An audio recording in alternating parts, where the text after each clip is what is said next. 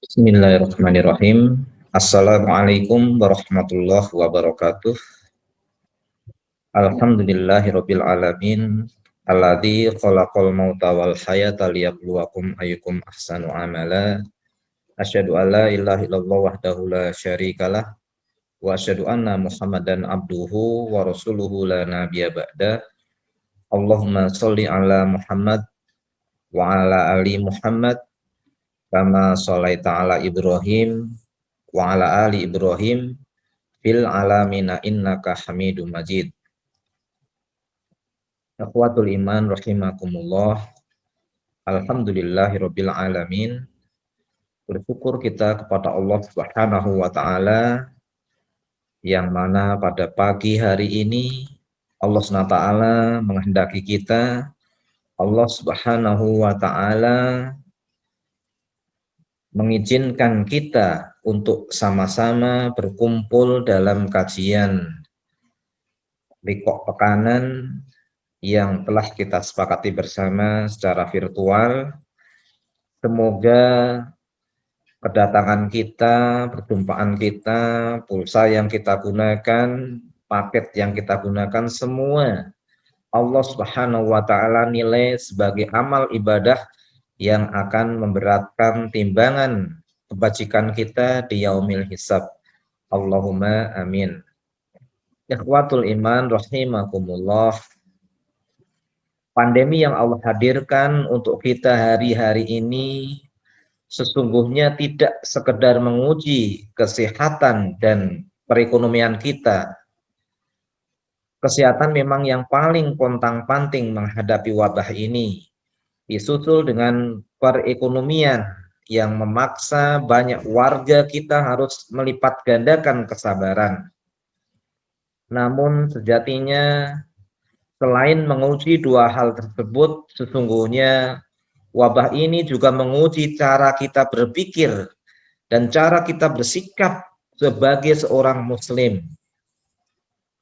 Ada di antara kita warga masyarakat muslim yang dengan enteng mengatakan, buat apa divaksin kalau toh tetap terpapar virus juga, atau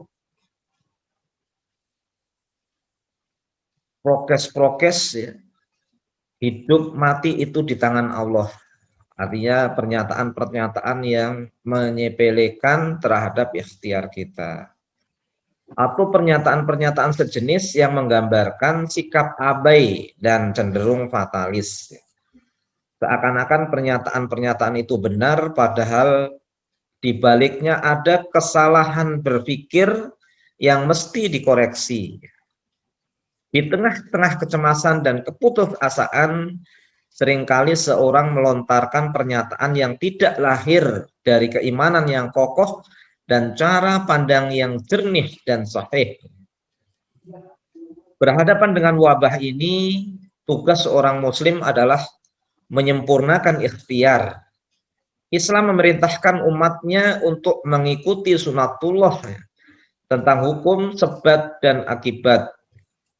Dan dalam persoalan menghadapi pandemi ini, wabah ini, tentunya yang mengetahui ilmunya adalah para dokter, ahli epidemi, para nakes, dan juga tenaga-tenaga ahli dalam penyakit menular. Pada arahan mereka lah kita mendasarkan ikhtiar kita agar terhindar dari infeksi virus, bukan pada informasi-informasi yang tidak jelas dan tidak sahih. Ikhwatul iman rahimakumullah. Dalam berhadapan dengan wabah, Islam mengajarkan kita untuk menyempurnakan ikhtiar. Bagaimana Usamah bin Zaid radhiyallahu anhu menuturkan sebuah hadis dari Rasulullah sallallahu alaihi wasallam, "Idza sami'tumut ta'una bi ardin fala tadkhuluha wa idza waqa'a bi ardin wa antum fiha fala takhruju minha." Yang artinya, Apabila kalian mendengar wabah taun melanda suatu negeri, maka janganlah kalian memasukinya. Adapun apabila penyakit itu melanda suatu negeri sedang kalian ada di dalamnya, maka janganlah kalian keluar dari negeri itu. Hadis riwayat Bukhari. Taun itu semacam wabah atau kalau sekarang semacam corona. Sehingga sebenarnya Islam sudah mengajarkan lockdown itu dari Rasulullah SAW. Dalam konteks mencegah penyebaran COVID-19 ini yang tidak terkendali, maka bentuk ikhtiar kita adalah berdisiplin dengan protokol kesehatan, memakai masker, menghindar kerumunan, menjaga jarak, melakukan vaksin, dan lain sebagainya. Jangan sampai kita menjadi muslim yang abai, bahkan cenderung menjadi penyangkal wabah. Sikap demikian jelas keliru. Mari kita renungkan perkataan Imam Ibnu Al-Jauzi dalam Minhaj Al-Qasidin. Ya. Beliau berkata, bertawakal haruslah disertai dengan menjauhi sebab terjadinya kemudorotan. Maka tidak boleh hukumnya tidur di tengah padang yang penuh dengan binatang buas, di tempat aliran banjir, atau di bawah dinding yang rentan untuk runtuh. Kemudian Imam Ahmad pernah ditanya mengenai seseorang yang kerjaannya hanya duduk di rumah atau di masjid. Orang yang duduk-duduk tersebut pernah berkata, "Aku tidak mengerjakan apa-apa, rizkiku pasti akan datang sendiri." Maka Imam Ahmad lantas mengatakan, orang ini sungguh bodoh. Sebab Nabi SAW sendiri telah bersabda, Innallaha ja'ala rizki tahdil rumhi. Allah menjadikan rizkiku di bawah bayangan tombakku. Begitulah sikap para ulama mendudukkan secara tepat bagaimana ikhtiar, bagaimana penyerahan diri kita kepada Allah SWT yang benar. Tentunya ditempatkan secara proporsional. Jika ada binatang buas, maka kita menghindar. Jika naik kendaraan di jalanan yang menurun dan curam, maka kita menginjak rem. Jika sakit, maka kita berobat. Jika ada wabah, ada pandemi, maka kita berhati-hati.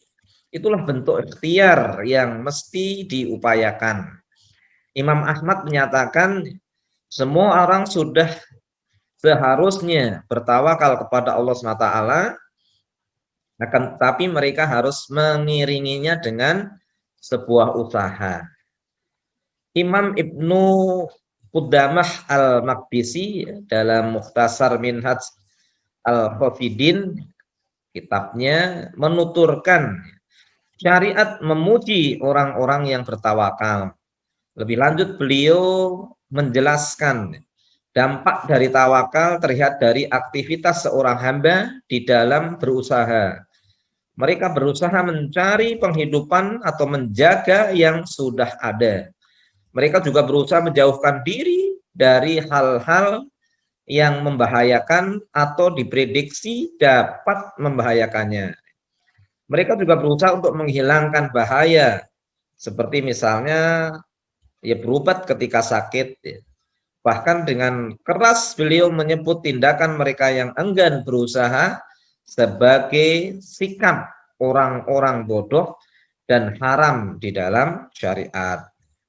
Ikhwatul iman rahimakumullah. Setelah menyempurnakan ikhtiar, selebihnya marilah kita bertawakal kepada Allah SWT. Nah, dalam konteks tawakal kepada Allah itulah sikap abai terhadap ikhtiar harus dikoreksi. Turut serta dalam program vaksinasi adalah salah satu bentuk menyempurnakan ikhtiar. Akan tetapi jangan sampai kita bertawakal pada ikhtiar. Jangan kita bertawakal pada vaksinnya gitu. Artinya kita tetap bertawakal pada Allah SWT. Sebab akibat memang sunatullah. Belajar adalah sebab memperoleh ilmu. Berobat adalah sebab agar kembali sehat. Melakukan vaksin adalah sebab terhindar dari infeksi virus. Tetapi bukan sebab semata-mata yang menimbulkan akibat. Kadangkala atas kehendak Allah ada sebab tetapi tidak ada akibat. Nah, yang diperintahkan oleh syarak dan sesuai dengan akal adalah mengusahakan sebab dan menyerahkan akibatnya atau hasilnya hanya kepada Allah SWT. Oleh karena itu, sekali lagi seorang muslim tidak bertawakal kepada ikhtiar. Sebagai contoh misalnya pada saat perang Hunain yang terjadi pada awal Syawal tahun 8 Hijriah, para sahabat Rasulullah SAW pernah mendapatkan pelajaran berharga. Awalnya mereka mengandalkan dengan jumlah pasukan yang sangat banyak. Saat itu kaum muslimin diperkuat dengan 12.000 tentara, 10.000 orang kaum muslimin ditambah dengan 2.000 orang Quraisy yang baru masuk Islam, namun sudah mau berperang. Allah berkehendak pasukan kaum muslimin kalah meski jumlah mereka besar. Tentang hal ini Allah SWT menggambarkan di dalam Al-Qur'an. A'udzubillahi minasyaitonirrajim. Bismillahirrahmanirrahim. Wa yauma Hunainin id a'jabatkum kasratukum falam tughni ankum syai'a wa dhaqat 'alaikumul ardu bima rahubat tsumma wallaitum mudbirin. Dan ingatlah peperangan Hunain ketika kamu menjadi congkak karena banyaknya jumlahmu, maka jumlah yang banyak itu tidak memberi manfaat kepadamu sedikit pun, dan bumi yang luas itu terasa sempit olehmu. Lalu kamu lari ke belakang dengan tercerai-berai. Quran surat At-Taubah ayat 25. Nah, demikianlah ya. Semestinya seorang muslim bersikap. Ikhtiar diperintahkan tapi tidak boleh bertawakal kepada ikhtiar. Inilah yang membedakan seorang yang beriman dengan orang yang jauh dari iman. Keduanya akan sama-sama berusaha, tapi seorang mukmin akan bertawakal kepada Allah, sedangkan mereka yang jauh dari iman akan bertawakal kepada ikhtiarnya. Dari Abu Hurairah radhiyallahu anhu, Rasulullah SAW bersabda, yadkhulul jannah aqwamu afidatuhum mislu afidatit toiri. Akan masuk surga suatu kaum yang hati mereka seperti hati burung. Hadis riwayat Muslim. Hati seperti burung ini ya, sebagian ulama menuturkan bahwa adalah hati yang senantiasa bertawakal kepada Allah SWT. Jangan kalah sama burung.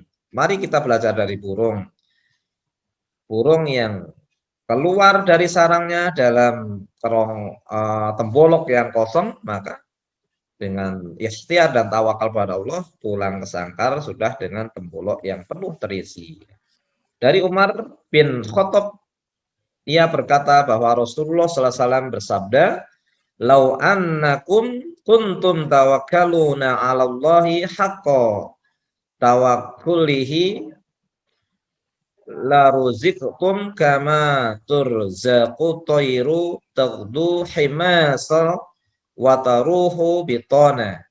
Seandainya kalian benar-benar bertawakal kepada Allah, tentu kalian akan diberi rizki sebagaimana burung diberi rizki. Ia pergi di pagi hari dalam keadaan lapar dan kembali di sore hari dalam keadaan kenyang. Hadis riwayat At-Tirmizi. Teman-teman ikhwatul iman rahimakumullah, mari kita tunaikan kewajiban kita untuk menyempurnakan ikhtiar di dalam menghadapi wabah ini. Berdisiplinilah diri kita dalam mematuhi protokol kesehatan, ikut program vaksinasi, akses informasi yang sahih tentang wabah dari sumber-sumber yang terpercaya, jangan termakan hoax, dan jangan turut menyebarkannya. Dan tingkatkan kepedulian kita untuk menolong sesama. Selebihnya, marilah kita bertawakal kepada Allah SWT. Karena hanya bertawakal kepada Allah, kita akan mendapatkan ketenangan batin. Ketenangan itu tidak akan diperoleh dengan menyangkal kenyataan dari berita-berita yang mengabarkan jumlah pasien dan angka kematian akibat wabah. Ketenangan itu kita peroleh dari sikap tawakal yang benar kepada Allah Subhanahu wa taala. Mungkin itu yang dapat saya sampaikan, lebih kurangnya mohon maaf. Semoga bermanfaat dan Allah SWT melindungi diri kita, keluarga, dan masyarakat kita dari pandemi COVID-19 yang hari-hari ini sedang merajalela di wilayah dan negara kita. Semoga Allah SWT luluskan kita dari ujian ini. Allah SWT tetap menguatkan kita di dalam berikhtiar dan bertawakal. Wassalamualaikum warahmatullahi wabarakatuh.